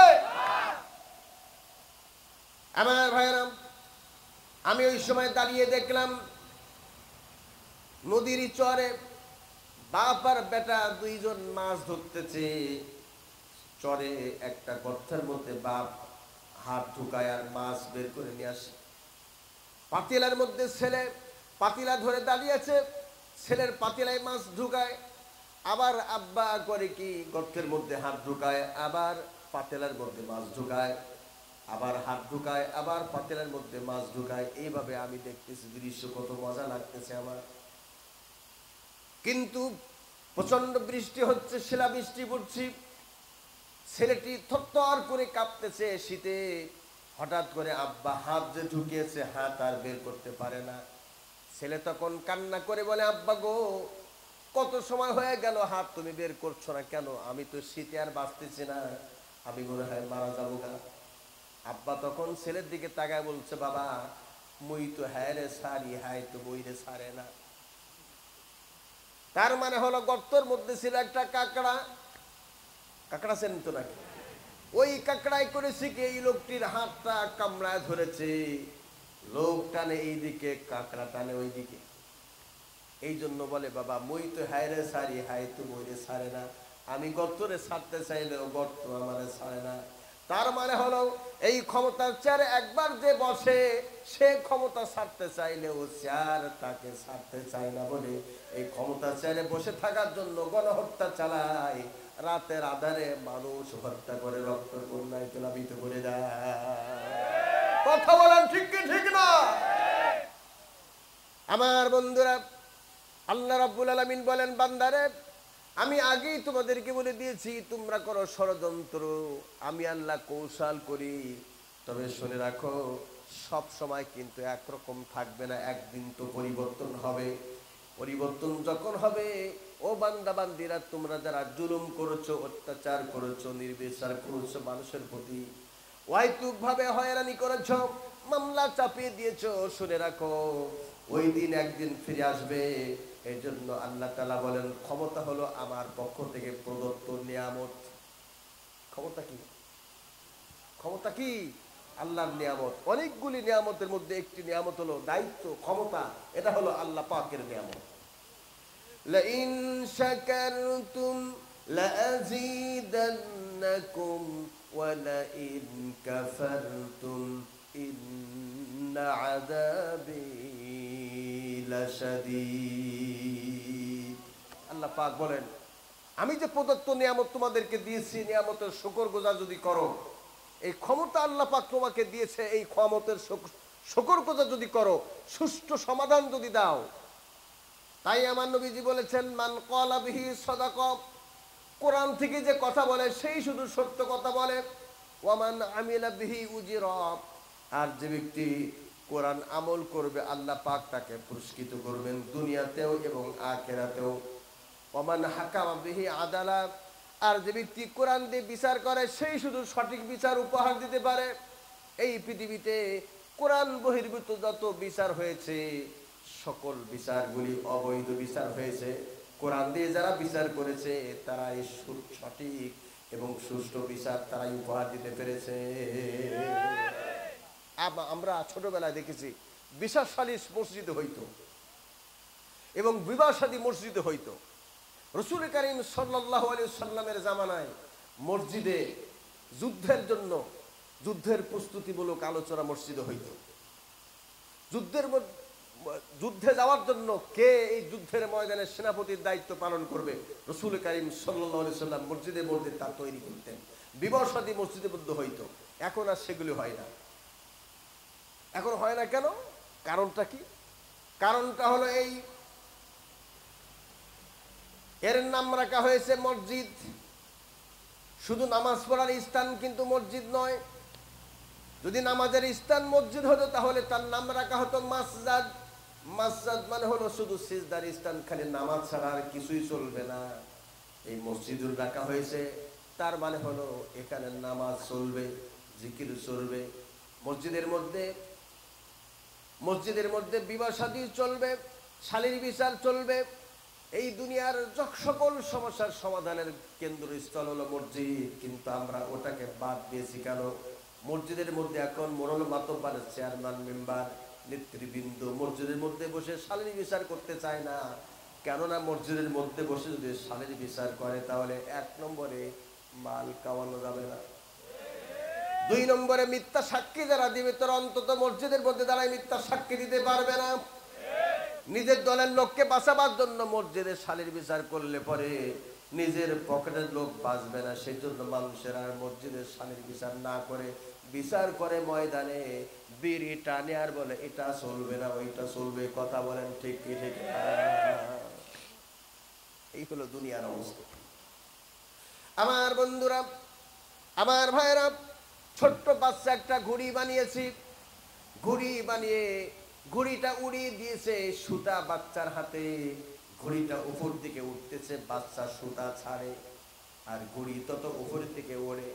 উঠতে উঠতে উঠতে উঠতে ঘুড়ি একবার উপরে উঠে গিয়েছি। নিচে একটা লেজ আছে, লেজটা নাড়ায় আর বলে, আমি একবার উপরে যখন উঠেছি আর কিন্তু এতদিন পর্যন্ত আমি নামবো না। ঘুড়ির মালিক বাচ্চা ছেলে বলে, বেটা তুমি নামবি কি নামবে না এটা তোমার হাতের মুঠায়। তুমি নামতে না চাইলেও সময় মতো তোমাকে নামানো হবে। যখন সন্ধ্যা ঘনিয়ে আসলো, সূর্য অস্তমিত হয়ে গেল, অমনি করে বাচ্চা ছেলে ঘুড়ি ধরে আস্তে করে টান দিয়েছে।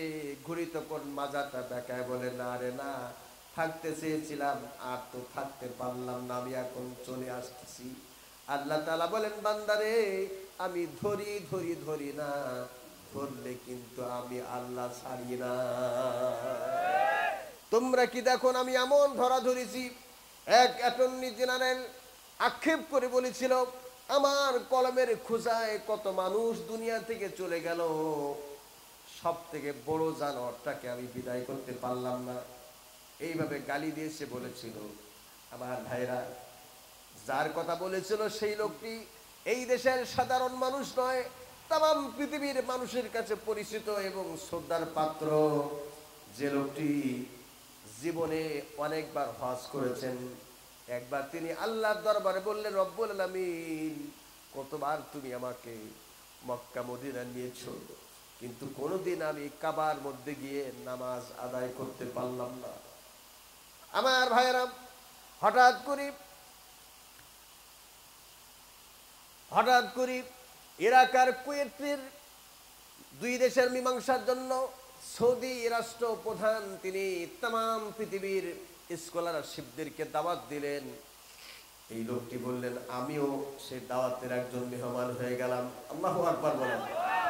আমার ভাইয়েরা, উনি মেহমান হয়ে বললেন, আমি বিমানের চূড়ে রওনা দিলাম। আমাদেরকে থাকতে দেওয়া হলো জমজম টাওয়ারের নিচের তলায় মেহমানখানায়। আমি যখন বিমানে চড়ছিলাম, আমার সঙ্গে বাংলাদেশের আরেকজনকে দাওয়াত দেওয়া হয়েছিল বিমানে, তার সঙ্গে আমার দেখা।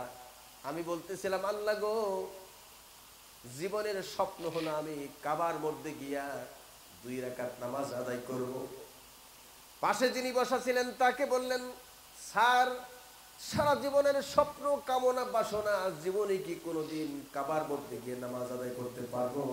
তিনি বললেন, মাওলানা, আপনি তো সারা জীবন কোরআনের কথা বলেন, আপনি আল্লাহর কাছে দোয়া করেন, আপনার দোয়ার উসিলায় আমিও যেন কাবার মধ্যে নামাজ আদায় করতে পারি। সোনার ভাইরা আমার, জমজম টাওয়ারের নিচতলায় মেহমানখানায় তারা থাকলেন। ঈশার নামাজের পরে একটা ব্রিফকেস তাদের সামনে হাজির করে দেওয়া হলো। ব্রিফকেসের মধ্যে ছিল টুপি, রুমাল, আতর, নাস্তা এবং একটা সময়সূচি। আগামীকাল সকাল ফজর নামাজের পর 7টার সময় কাবা শরীফের দরজা মেহমানদের জন্য খুলে দেওয়া হবে। লোকটি বললেন, আমার সারা রাত আর ঘুম হয় নাই। সারাটা রাত আমি তাহাজ্জুদের ভিতরে আমি কাটিয়েছি আর বলেছি, রব্বুল আলামিন, আমার জীবনের স্বপ্ন বুঝি পূরণ হতে যাচ্ছে। ফজরের নামাজের পরে আমি তোয়াফ করতে শুরু করে দিলাম। তোয়াফ করতে করতে কয়েকবার তোয়াফ হয়ে গিয়েছে। মাকাম ইব্রাহিমকে সামনে রেখে 2 রাকাত নামাজ আদায় করলাম। নামাজ শেষ হতে না হতে দেখলাম কোত্থেকে একটা সিঁড়ি এসে গেল বিমানের সিঁড়ির মতো করে কাবার দরজায়। কাবার চাবি নিয়ে তালা খুলে দেওয়া হলো। আমি মনে করলাম এই বুঝি আমাদের কাবার মধ্যে ঢোকার সুযোগ এসে গিয়েছি। লোকটি বললেন, আমি দেখলাম কে আগে কাবায় ঢুকবে। দেখলাম আমার আগে 2 জন কাবার মধ্যে ঢুকেছে, আমি 3য় নম্বরে। কাবার সিঁড়িতে পা রেখে বললাম, আল্লাহ গো, আজকের আমার জীবনের স্বপ্ন পূরণ হতে যাচ্ছে। কাবার ভিতরে ঢুকলাম, ঢুকে প্রাণ ভরে নামাজ পড়লাম। চারিদিকে 2 রাকাত করে 8 রাকাত নামাজ আদায় করলাম। যেহেতু কাবার মধ্যে কোনো দিকে কিবলা নাই, যেদিকে দাঁড়াবেন নামাজ পূরণ করে নেবেন কে? আমি আপনাদের কষ্ট দিচ্ছি নাকি? সত্যি কষ্ট দিচ্ছি? আমার বন্ধুরা, এভাবে করে তিনি নামাজ আদায় করলেন। অনেক সময় পার হয়ে গেল। বিভিন্ন দেশের সম্মানিত ব্যক্তিবর্গ নামাজ পড়বেন বলে তিনি সংক্ষিপ্ত করলেন, বাইরে আসলেন, আবার তোয়াফ করতে শুরু করলেন। জোহরের আজান হয়ে গেল। আজানের সঙ্গে সঙ্গে মানুষেরা গোল হলে দাঁড়িয়ে গেল, দাঁড়িয়ে নামাজ আদায় করলেন। তিনি বললেন, আমি নামাজের পরে আবার তোয়াফ করতে শুরু করলাম। একটানা আসরের আজান পর্যন্ত তোয়াফ করলাম। আসরের আজান হয়ে গেল, আবার নামাজে দাঁড়িয়ে গেলাম। উযু নষ্ট হয় নাই। ওই লোকটি বললেন, আমি গত রাত্রি ঈশার আগে সামান্য খাবার খেয়েছি, আজকের আসর পর্যন্ত চলে এসেছে, আমার পানির পিপাসাও লাগে নাই, ক্ষুধা পর্যন্ত লাগে নাই। আল্লাহ রাব্বুল আলামিন আমার ক্ষুধা তৃষ্ণা দূর করে দিয়েছে। এরপর আসরের পরে আবার তওয়াফ করতে শুরু করে দিলাম। তওয়াফ যখন শুরু করে দিয়েছি, হঠাৎ করে শুনলাম কাবা শরীফের ইমাম আজান হেঁকে দিয়েছে। আজান হওয়ার সঙ্গে সঙ্গে সবাই মিলে গোল হয়ে দাঁড়িয়ে গেল। এই লোকটি বললেন, আমি তখন ইমামের পিছনে হাতিম আর কাবার দরজা এর মাঝখানে ইমাম সাহেব দাঁড়ায় নামাজ পড়ান। আমি ইমামের পিছনে দাঁড়াবার চেষ্টা করলাম, কিন্তু সেখানে দেখলাম ওই দেশের রাষ্ট্রপ্রধান যারা তারা ইমামের পিছনে দাঁড়ায়। আমি একটু সাইড কেটে দাঁড়িয়ে গেলাম। দাঁড়িয়ে আমি নামাজ শুরু করলাম। ইমাম সাহেব নামাজ শুরু করবেন, একামত দেওয়া শুরু হচ্ছে। এমন সময় সপ্পু সুফুফাকুম, এইভাবে ইমাম সাহেব বলছে, তোমরা তোমাদের কাতারকে সোজা করো। সদ্দুল খলাল, তোমরা কাদের সঙ্গে কাঁধ মিলে দাঁড়াও। এই কথা যখন বলেছেন তখন লোকটি বললেন, আমিও তখন পিছিয়ে দাঁড়ানো। হঠাৎ করে ইমাম সাহেব ডানে তাকায়, বামে তাকায়, বামে তাকায় দেখে আমি দাঁড়ানো। অমনি করে সে আমার ডান হাতের বাজুখানা ধরে বললেন, ও আল্লামা, আমি লক্ষ্য করেছি আজকের কাবায় ইমামতি করার উপযুক্ত আপনি ছাড়া আর কেউ নাই। আপনি আজকের কাবার ইমামতি করবেন। আমার ভাইরা, একদিনের জন্য কোরআনের পাখি কাবায় ইমামতির দায়িত্ব পালন করলেন। আমার ভাইরা, আজকের সেই কোরআনের পাখি পানিতে আমরা মাছ শিকার করেছি তা নয়, বরঞ্চ এক কোরআনের পাখি খাঁচায় আবদ্ধ আমি আল্লাহ তাআলা লক্ষ কোরআনের পাখি ময়দানে ছেড়ে দিয়েছি। দিনের আলোচনা চলছে, চলবে, এটা কখনো বন্ধ হবে? আরো জোরে বলেন, বন্ধ হবে? আমার বন্ধুরা, হযরত সাদ বিন আবি ওয়াক্কাস রাদিয়াল্লাহু তাআলা আনহু বললেন, ইসলামের দাওয়াত আমি এপারে রাখবো না, তোমাদের সকলকে সাথে নিয়ে ওপারে পৌঁছায় দিব। নদীতে কোনো খাওয়া নাই, নদীতে কোনো লঞ্চ স্টিমার কিছু নাই। প্রচন্ড স্রোতের মধ্যে সকলে ঝাঁপিয়ে পড়লেন। আল্লাহু আকবার বলে একটা আওয়াজ দিলেন। আল্লাহু আকবার আওয়াজ দিয়ে নদীতে ঝাঁপিয়ে পড়লেন। নদী পার হয়ে ওপারে চলে গেলেন। হযরত সাদ বললেন, ও আমার সাথী ভাইরা, লক্ষ্য করে দেখো তো আমার সব সাথী ভাইরা এসেছে না দুই একজনকে স্রোতে ভাসিয়ে নিয়ে গেছে? সাথী ভাইরা বললেন, ওগো আমাদের আমির, একটা লোক হারিয়ে যাওয়া তো দূরের কথা, আমাদের কারণ একটা পুতলা পর্যন্ত হারিয়ে যায় নাই। তবে একজন এসে অভিযোগ দিলেন, হে আল্লাহর নবীর সাহাবী, এ আমির, শুনে নেন, আমাদের একজনের একটা পানির পেয়ালা হারিয়ে গিয়েছিল, কিন্তু সকাল হতে না হতে পানির পেয়ালা আমাদের কিনারায় এসে লেগে গিয়েছে। আল্লাহ তাআলা বলেন, ওয়াকানা হাক্কান আলাইনা নাসরুল মুমিনিন। মুমিনরা যখন আমার জমিনে দিন কায়েমের জন্য ময়দানে নেমে যায়, আমি আল্লাহর জন্য ওয়াজিব হয়ে যায় মুমিন বান্দার পাশে সাহায্য করতে। আল্লাহু আকবার বলেন। আমার ভাইরা, আজ দুদিনে আমাদের পাশে কেউ না থাকলেও আছেন কে? আল্লাহ। আরো জোরে বলেন, আছেন কে? আল্লাহ। কথা ভুললেই চলবে না। অ্যাটর্নি জেনারেল বলেছিল, আমার জীবনের স্বপ্ন বাস্তবায়ন হলো না, একজনকে আমি আমার কলমের খোসায় বিদায় করে দিতে পারলাম না। আল্লাহ তাআলা বলেন, আমার কোরআনের পাখিকে আমি করোনার ভাইরাসের মধ্যে, এই মারাত্মক সংক্রমণ ব্যাধির মধ্যে আমি তাকে বাইরে না রেখে আমি আল্লাহ তাকে সংরক্ষিত স্থানে রেখে দিয়েছি।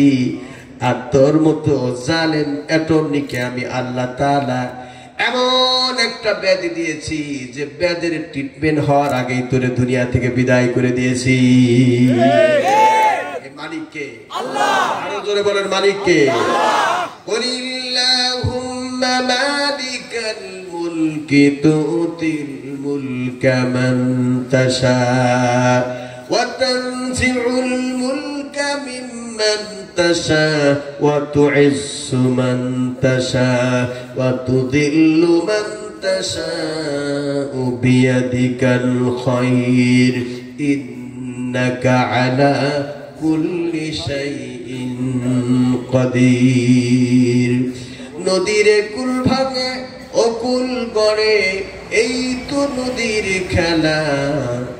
নদীর কুল ভাঙে ও কুল গড়ে, এই তো নদীর খেলা।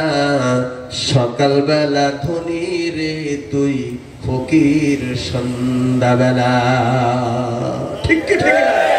আমার ভাইরা কথা মনে রাখবেন, সাদ বিন আবি ওয়াক্কাস ৬০,০০০ বাহিনী নিয়ে নদী পার হয়ে আফ্রিকার ভূখণ্ডে চলে গেলেন।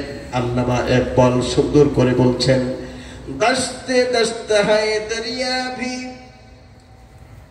দস্তে দস্ত হায় দরিয়া ভি না ছোড়ে हमने, বাহারে জুলমাতে দৌড়া দিয়ে ঘোরে हमने। প্রান্তত্ব প্রান্তর আমরা সেই মুসলমান যে মুসলমানরা উত্তাল টাইগ্রিস নদীর উপর দিয়ে নদী ছাপিয়ে 60,000 বাহিনী নিয়ে আমরা ইসলামের পতাকা আফ্রিকার ভূখণ্ডে উত্তীর্ণ করেছি। আমরা সেই মুসলমান।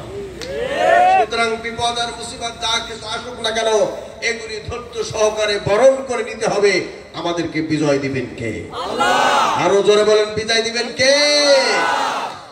আমার ভাইরা, আমি বলতেছিলাম বর্তমান পৃথিবীর জালেম শাসক কয়জন? হাত তুলে দেখাবেন না? আরো জোরে বলেন, কয়জন? হাত নামান। 1 নম্বর জালেম শাসক হলো ডোনাল্ড ট্রাম্প। আজকের তার উইকেট পতন হয়ে গিয়েছে। 2 নম্বর অং সন সু চি, তার উইকেট আল্লাহ পতন করে দিয়েছেন। 3 নম্বর ভারতের নরেন্দ্র বসু, টাল মেটাল খেলতেছে, কোন সময় যায় যায় অবস্থা। আর 4 নম্বর আমি আজকে আপনাদের সামনে বললাম না, যদি কোনোদিন আসি সেই দিন আমি আপনাদের সামনে বলে যাব বর্তমান পৃথিবীর 4 নম্বর জালেম শাসককে। আল্লাহ তাআলা বলেন, এ বান্দা বান্দি তোমরা কে দেখো না, উনজুর কাইফা কানা আকিবাতুল মুকাদ্দিবিন। উনজুর কাইফা কানা আকিবাতুল মুকাদ্দিবিন।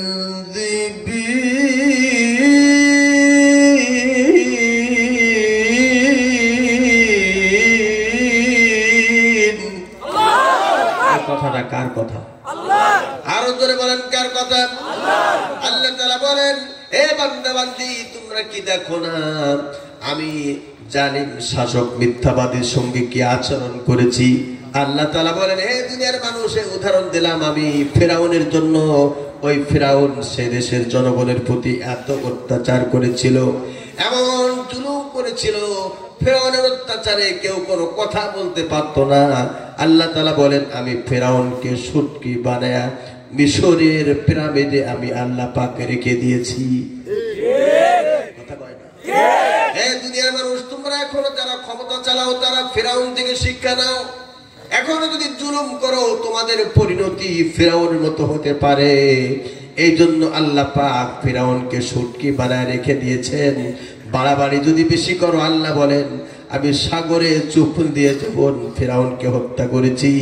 তোমাকেও জালেম শাসককেও আমি আল্লাহ পাক ক্ষমতা থেকে থাপ্পা মারিয়া ছিদ্র বাসন দেয়া 3 রাস্তার মাথা আমি আল্লাহ বসায় দিতে পারি। ক্ষমতা সব আল্লাহর হাতে। আমার ভাইরা, এই পৃথিবী 4 জন প্রতাপশালী বাচ্চা পৃথিবী কাঁপিয়েছি। 2 জন ছিল মুসলমান, 2 জন ছিল কাফের। 2 জন মুসলমান ছিল, তার মধ্যে একজন ছিল হযরতে সুলাইমান, আরেকজন ছিল হযরতে জালকারনাইন। 2 জন কাফের ছিল, একজন ছিল বক্তে নাসার, আরেকজন ছিল নমরুদ। কিন্তু এই 4 জনের ভিতরে 2 জন সম্মানের সঙ্গে দুনিয়া থেকে বিদায় নিয়ে চলে গিয়েছে, আর 2 জন অপমান অপদস্থ হয়ে দুনিয়া থেকে বিদায় নিয়ে চলে গিয়েছে। আল্লাহ তাআলা বলেন, আমি কাউকে সম্মানের সঙ্গে বিদায় দেই, আর কাউকে অপমান করে আমি আল্লাহ দুনিয়া থেকে বিদায় করে দেই। মানুষ মারা যায়, কত মানুষ মারা যায়, জানাজা পড়ার লোক হয় না। জানাজায় মাত্র 13 জন, তার মধ্যে 7 জন হিন্দু। একটা লোকে জানাজায় যদি 13 জন হয়, 7 জন যদি হিন্দু হয়, তাহলে বাকি লোক কারা? আমার ভাইরা, এর থেকে আফসোসের বিষয় আর কিছু নয়। গোসল দেওয়ানোর লোক নাই, জানাজা পড়ার লোক নাই। কত করুণ ভাবে মরণ হয়ে যায় এই পৃথিবীর কোন কোন মানুষের। আবার কোন কোন মানুষ মারা গেলে পরে মানুষেরা জায়গা পায় না। জানাজা পড়ার পটলের খ্যাত, গমের খ্যাত, গাড়িগুলি সব রাস্তা যেমন সমান করার জন্য রুলার পিষে দেয়, পিষে পিষে মানুষেরা জানাজার নামাজে হাজির হয়ে কেঁদেছে আর বলেছে, আল্লাহ তোমার গোলাম ইসলামের জন্য জীবন দিয়ে দিয়েছে, আল্লাহ তোমার গোলামকে তুমি জান্নাতুল ফেরদাউস দিয়ে দাও। মরতে হবে যখন শহীদি মরণ দিও আমাকে, মরতে হবে যখন শহীদি মরণ দিও আমাকে, রোগে শোকে মরণ দিও না আমায়, শহীদি মরণ দিও আমাকে, মরতে হবে যখন শহীদি মরণ দিও আমাকে। আল্লাহ যেন এই বাংলার জমিনে ইসলাম কায়েম হয়েছে এই দৃশ্য দেখে মরার তৌফিক আমাদের দান করুন, বলুন আরো জোরে বলুন আমিন। আমার মুসলমান ভাইরা, এই মাহফিলে এখন যত মানুষ এসেছি, এখানে ফজরের নামাজ পড়ে নাই অনেক লোক আছে, জোহরের নামাজ পড়ে না অনেক লোক আছে, আসর পড়ে নাই, মাগরিব পড়ে নাই, ঈশা পড়ে নাই, তওবা করছে, মরলেও মরবো কিন্তু ফজরও পড়বো না, আছে কি নাই কথা বলেন? হুজুর ওয়াজ করেন, এখন যদি আমি ওয়াজ ছেড়ে দেই অনেকে রাগান্বিত হবেন। হুজুর ওয়াজ করেন, ওয়াজ শুনতে টেস্ট লাগে কিন্তু নামাজ টেস্ট লাগে না। অথচ আপনি শোনেন না, আপনার বাড়ির পাশে মসজিদের মুয়াজ্জিন কত সুন্দর কণ্ঠে, মধুর কণ্ঠে আপনাকে আহ্বান করে, আশহাদু আল্লা ইলাহা ইল্লাল্লাহ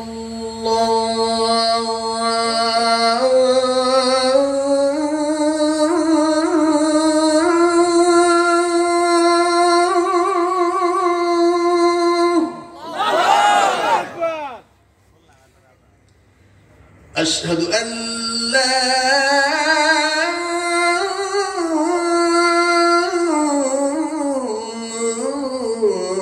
إله إلا الله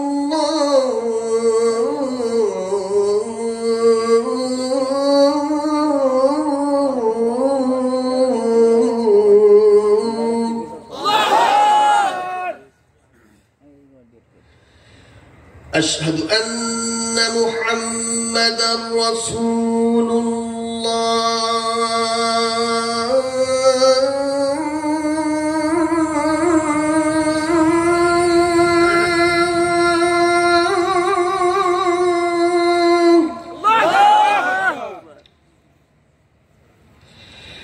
أشهد أن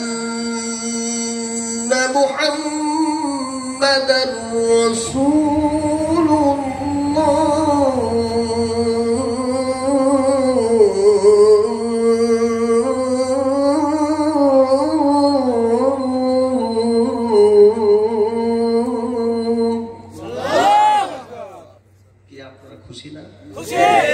জোরে বললেন না কেন মারহাবা? এখন শেষে এসে বলছে মারহাবা, যাবো কোথায়? দেখি কারা কারা খুশি, একটু দুই হাত উঁচু করে দেখান। খুশি তো?